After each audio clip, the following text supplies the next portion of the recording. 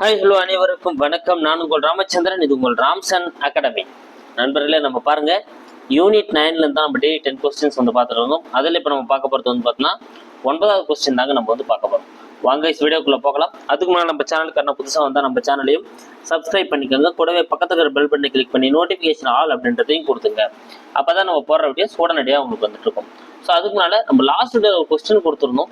அதுக்கான ஆன்சர் என்ன அப்படின்றத இப்போ பார்த்துட்டு இந்த வீடியோக்குள்ளே போகலாம் பாருங்க. ஸோ கல்வி அழகே அழகு என கூறும் நூல் எது அப்படின்னு தான் நம்ம வந்து கேட்டிருந்தோம். ஸோ அதுக்கான ஆன்சர் என்ன அப்படின்னு வந்து பார்த்தீங்கன்னா நாலடியார். ஓகேங்களா?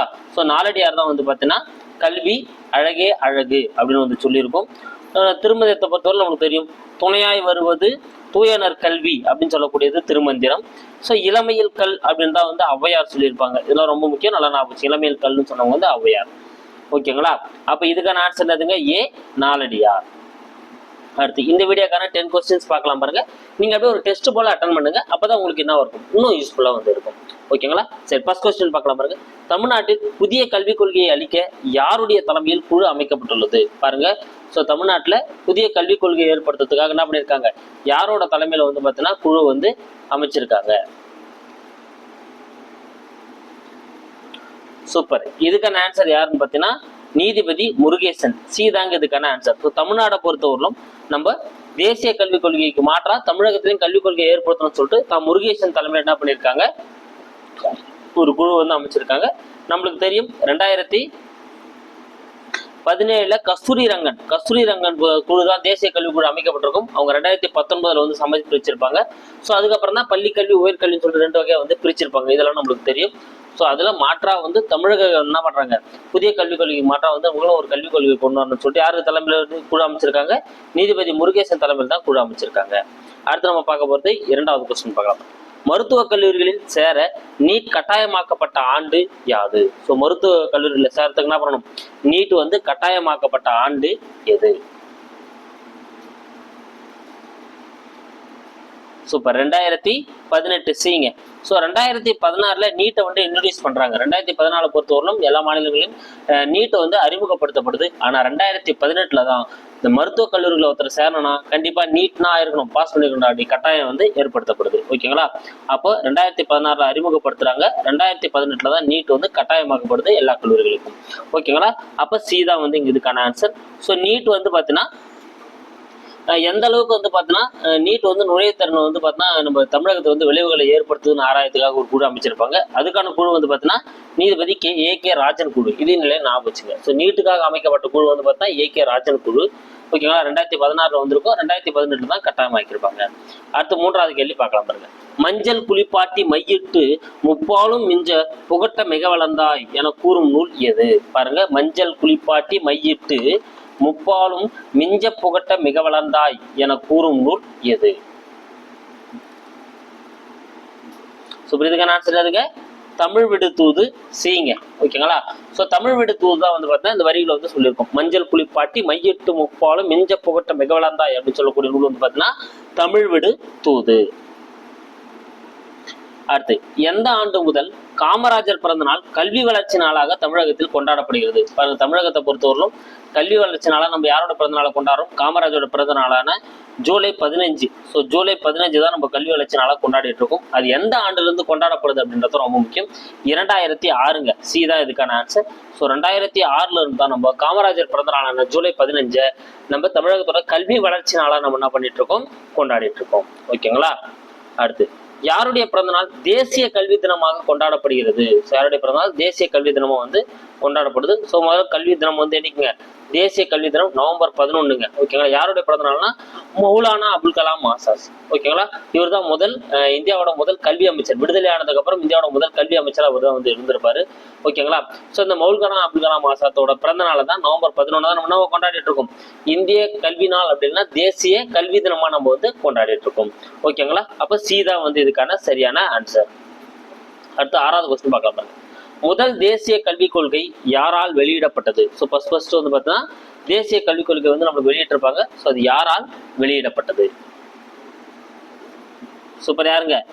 இந்திரா காந்தி அம்மையார். ஏதாங்க இதுக்கான ஆன்சர்? 1968 தான் என்ன பண்ணியிருப்பாங்க, வெளியிட்டிருப்பாங்க. ஏன்னா அதுக்காக அமைக்கப்பட்ட குழு வந்து பார்த்தா கோத்தாரி கல்வி குழு தான் வந்து அமைக்கப்பட்டிருக்கும். 64 இருந்து 66 அவங்களோட நிறைய அறிக்கைகளை பரிந்துரை பண்ணி சமர்ப்பிச்சிருப்பாங்க. 68 இந்திரா காந்தி அம்மையார் தான் இந்த முதல் தேசிய கல்விக் கொள்கையை வந்து செயல்படுத்தியிருப்பாங்க. ஓகேங்களா? அப்ப ஏதான் வந்து இதுக்கான ஆன்சர். ஸோ 2வது தேசிய கல்விக் கொள்கை சொன்னவர் தான் வந்து பார்த்தீங்கன்னா ராஜீவ் காந்தி வந்து கொண்டு வந்திருப்பாரு. ஓகேங்களா? சரி, அடுத்து 7வது கொஸ்டின் பார்க்கலாம் பாருங்க. கரும்பலகை திட்டம் எந்த ஆண்டு கொண்டு வரப்பட்டது?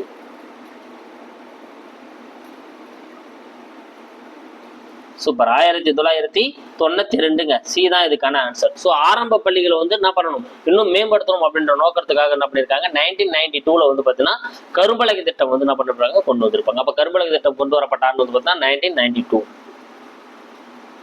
அடுத்து, தமிழ்நாட்டில் காலணிகள் எந்த வகுப்புகளுக்கு வழங்கப்படுகிறது? ஸோ தமிழ்நாட்டோட அந்த கல்விக்காக சில சேவைகள் வந்து தமிழக அரசு வந்து செஞ்சுட்டு இருக்காங்க.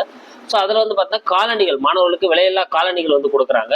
அப்படி இந்த காலணிகள் எந்த வகுப்பிலிருந்து எந்த வகுப்பு வரை கொடுக்கப்படுகிறது அப்படின்றதாங்க. ஓகேங்களா? ஸோ இதுக்கான ஆன்சர் என்னதுங்க? 1 முதல் 10. ஸோ பி தான் இதுக்கான ஆன்சர். 1ஆம் வகுப்பிலிருந்து 10ஆம் வகுப்பு வரை என்ன பண்றாங்க, காலணிகள் வந்து வழங்கப்படுதுங்க. இது 2012-13 கல்வியாண்டிலிருந்து வழங்கப்படுது. சரிங்களா? இதே 1 முதல் 8 வரலும் வந்து பாத்தீங்கன்னா எம்ஜிஆர் சத்துணவு திட்டம். ஸோ எம்ஜிஆர் சத்துணவு திட்டம் 1 முதல் 8 வரலும் தான் வந்து சொல்லும். 1 முதல் 12 வரலும் கொடுக்கக்கூடிய ஒரு விஷயம் எதுன்னு பார்த்தீங்கன்னா ஸ்கூல் பேக்குங்க. ஓகே, ரொம்ப முக்கியம் ஞாபகம் வச்சுங்க. பேக்கை பொறுத்தவரைக்கும் 1வது வந்து 12ஆம் வகுப்பு வரலும் வந்து கொடுக்குறாங்க. 6 முதல் 8ஆம் வகுப்பு வரை கொடுக்கக்கூடிய திட்டம் வந்து பார்த்தீங்கன்னா கணித உபகரண பெட்டி. ஓகேங்களா? ஸோ மேக்ஸ் கிட்ட வந்து பார்த்தீங்கன்னா 6 to 8 தான் தராங்க. ஓகேங்களா? அப்போ இதுக்கான ஆன்சர் என்னதுங்க? பி தான் இதுக்கான ஆன்சர். 1 to 10 வரலும் காலணிகள் வந்து வழங்கப்படுது. அடுத்து, இந்தியாவில் தன்னாட்சி அதிகாரம் பெற்ற முதல் பல்கலைக்கழகம் எது? பாருங்க, இந்தியாவில் தன்னாட்சி அதிகாரம் பெற்ற, அதாவது விடுதலைக்கு பின் தொடங்கப்பட்ட முதல் பல்கலைக்கழகம்னாலும் இதுதான். முதல் தன்னாட்சி, அதாவது எதுல, இந்திய அளவிலே முதல் தன்னாட்சி பெற்ற ஒரு பல்கலைக்கழகம் எது அப்படின்னாலும் இதுதான். ஓகேங்களா? எதுன்னு பார்த்தீங்கன்னா மதுரை காமராஜர் பல்கலைக்கழகம். சி தாங்க இதுக்கான ஆன்சர். ஓகேங்களா? ஸோ 1966 தோப்பி மீனாட்சி சுந்தரனாரை ஒரு துணைவேந்தராக கொண்டுதான் வந்து பார்த்தீங்கன்னா அந்த மதுரை பல்கலைக்கழகம் உருவாகியிருக்கும். ஓகேங்களா? ஸோ அதுதான் 1976 ஸ்டார்ட் ஆயிருக்கும். 1976 மதுரை காமராஜர் பல்கலைக்கழகமா வந்து பெயர் மாத்திருப்பாங்க. இதுதான் இந்தியாவில் தன்னாட்சி அதிகாரம் பெற்ற முதல் பல்கலைக்கழகம். இதுதான் விடுதலைக்கு பிறகு தமிழ்நாட்டில் தொடங்கப்பட்ட பல்கலைக்கழகமும் வந்து இதுதான். ஓகேங்களா? அப்போ மதுரை காமராஜர் பல்கலைக்கழகம். அடுத்து, திண்டுக்கல்லில் உள்ள காந்தி கிராமிய பல்கலைக்கழகம் வேந்தர். காந்தி கிராமம் கிராமிய பல்கலைக்கழகம் வந்து எங்க இருக்குங்க, திண்டுக்கல்ல இருக்கு. அதனோட வேந்தராக இருக்கக்கூடியவர் யார் அப்படின்றத வந்து கேள்வி. சூப்பர், யாருங்க? குடியரசுத் தலைவர். சி தாங்க இதுக்கான ஆன்சர். ஸோ பாருங்க, நம்ம நிறைய பல்கலைக்கழகங்கள் ஆளுநர் தான் வேந்தரா இருப்பார் நம்ம பார்த்துருக்கோம். ஆனா காந்தி கிராமிய பல்கலைக்கழகத்துக்கு வந்து பார்த்தோன்னா குடியரசுத் தலைவர் தான் வந்து நான் இருக்காரு, வேந்தரா வந்து இருக்காரு. அப்ப சி தான் வந்து இதுக்கான ஆன்சர். அடுத்து உங்களுக்கான கேள்விங்க 4மே ரொம்ப முக்கியம். பாருங்க, நம்ம தமிழக அரசு வந்து பார்த்தீங்கன்னா கல்விக்காக கொண்டு வந்துள்ள திட்டங்களும் அது எப்போ கொண்டு வந்தாங்க அப்படின்னு தான் உங்களுக்கு கொடுக்கப்பட்டிருக்கு. நான் முதல்வன் மார்ச் 1, 2022. காலை சுற்றுண்டு திட்டம் செப்டம்பர் 15, 2022. இல்லம் தேடி கல்வி அக்டோபர் 27, 2021. எண்ணும் எழுத்தும் திட்டம் ஜூன் 25, 2022. ஓகேங்களா? ஸோ 4 ஆப்ஷன்ஸ்ல எது தவறா இருக்கு அப்படின்றத வந்து நீங்க கமெண்ட்ல சொல்லுங்க. இல்லை வெயிட் பண்ணுங்க, நாளைக்கு போடுற வீடியோல இதுக்கான ஆன்சர் என்ன, எந்த இடத்த ஸ்டார்ட் பண்ணாங்க, எப்போ ஸ்டார்ட் பண்ணாங்கன்றத நம்ம கிளியரா வந்து பார்த்துடலாம். ஓகேங்களா? ஸோ கண்டிப்பா அந்த 10 கொஸ்டின்ஸ் உங்களுக்கு யூஸ்ஃபுல்லாக இருந்திருக்கும். நம்ம முதல்ல அப்படியே வேகமாக ஒரு ரிவிஷன் போல பார்த்தலாம் பாருங்க. ஸோ கல்வி அழகே அழகு அப்படின்னு சொல்லக்கூடிய நூல் வந்து பார்த்தீங்கன்னா திருமந்திரம். அடுத்து, தமிழ்நாட்டில் புதிய கல்விக் கொள்கை அறிக்கை யாருடைய தலைமையில் குழு அமைக்கப்பட்டிருக்கு அப்படின்னு வந்து பார்த்தீங்கன்னா நீதிபதி முருகேசன். மருத்துவக் கல்லூரி நீர் கட்டாயமாக்கப்பட்ட ஆண்டு வந்து பார்த்தீங்கன்னா 2018. மஞ்சள் குளிப்பாட்டி மையிட்டு முப்பாலும் மிஞ்ச புகட்ட மிகவளர்ந்தான்னு சொல்லக்கூடிய நூல் தமிழ் எடுத்துவது. எந்த ஆண்டு முதல் காமராஜர் பிறந்தநாள் கல்வி வளர்ச்சி நாளாக கொண்டாடுறாங்கன்னா 2006 இருந்து. தேசிய கல்வி தினமா யாருடைய பிறந்தநாள் கொண்டாடப்படுறாங்கன்னா மௌலானா அபுல் கலாம் ஆசாத். முதல் தேசிய கல்விக் கொள்கை வந்து இந்திரா காந்தியால் வெளியிடப்பட்டிருக்கும். கரும்பலகை திட்டம் 1992. தமிழ்நாட்டில் காலண்டிகள் வந்து பார்த்தீங்கன்னா 1 இருந்து 10ஆம் வகுப்பு வரை வழங்குறாங்க. இந்தியாவில் தன்னாட்சி அதிகாரம் பெற்ற முதல் பல்கலைக்கழகம் மதுரை காமராஜர் பல்கலைக்கழகம்.